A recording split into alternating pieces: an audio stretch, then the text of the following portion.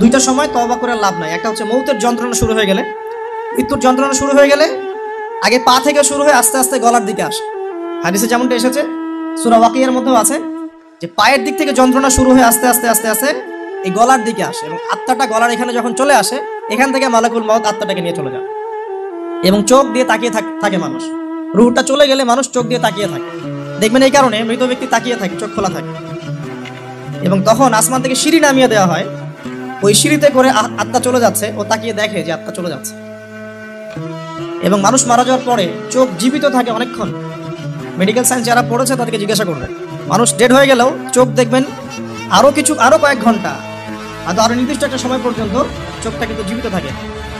এই জন্যে চোখ বন্ধ করে দিতে হয়। যাই হোক, যেটা বলছিলাম যে মৌতের যন্ত্রণা শুরু হয়ে গেলে তওবা করে লাভ নাই, তওবার দরজা বন্ধ। আর পশ্চিম দিক থেকে সূর্য উঠে গেলে তওবা করে লাভ নাই, তওবার দরজা